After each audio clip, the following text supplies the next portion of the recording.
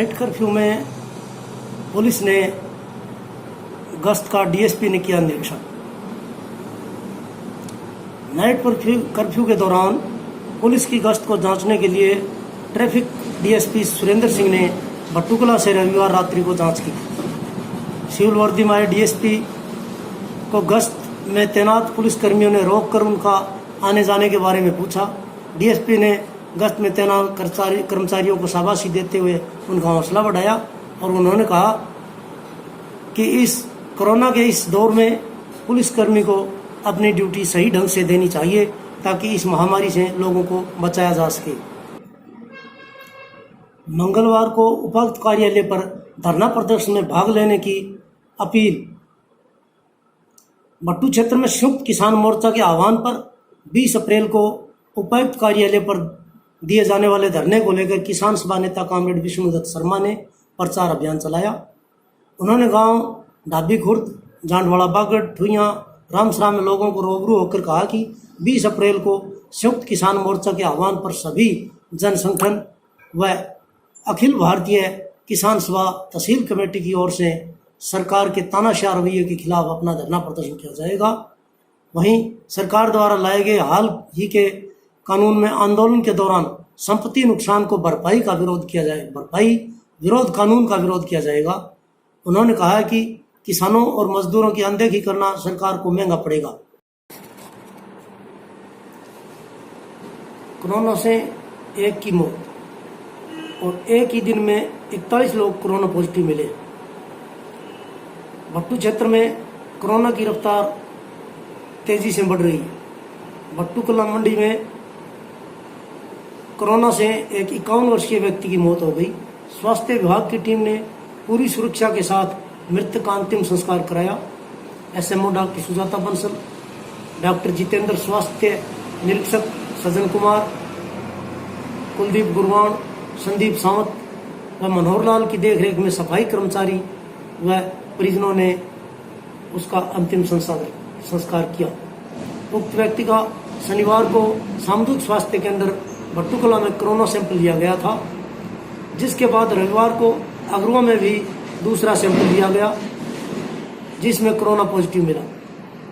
बीमार होने पर उक्त व्यक्ति को रविवार को भट्टूकला के एक निजी अस्पताल में उपचार के लिए भर्ती कराया गया, जहां से देर सायं से अगरुआ मेडिकल में रेफर कर दिया गया, जहां रविवार रात्रि को उसकी मौत हो गई।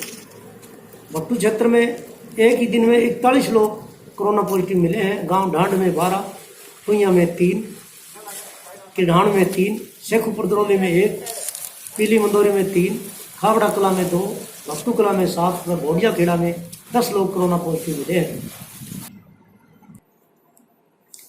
गांव दयड़ में गौशाला निर्माण कार्य का शुभारंभ किया गया।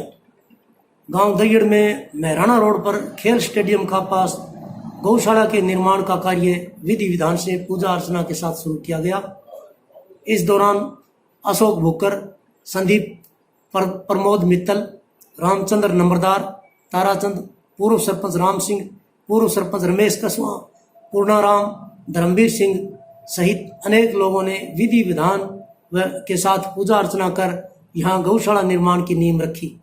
गौ भगत अशोक कुमार भुक्कर व प्रमोद मित्तल ने कहा कि गांव में गौशाला का निर्माण कार्य से यहाँ धार्मिक भावना बढ़ेगी, वहीं हर व्यक्ति गौ सेवा के प्रति अपना योगदान देकर पुण्य का भागी बनेगा। इस अवसर पर अनेक गौ भक्त मौजूद थे। भट्टूकला अनाज मंडी में गेहूं उठान कमेटी को ठेकेदार नहीं दे पाया ट्रक, कार्य हुआ प्रभावित। भट्टूकला की अनाज मंडी में गेहूं के उठान कार्य को लेकर पारदर्शिता से कार्य हो, इसलिए विधायक दूड़ाराम के प्रयास से व्यापारियों की कमेटी का गठन किया गया। रविवार को गठित हुई इस कमेटी में सोमवार को ठेकेदार ट्रक नहीं दे पाया, जिसके चलते अनाज मंडी भट्टूकला में गेहूं उठान का कार्य प्रभावित हो रहा है। इस संबंध में कमेटी ने इसकी सूचना विधायक व प्रशासन को दी।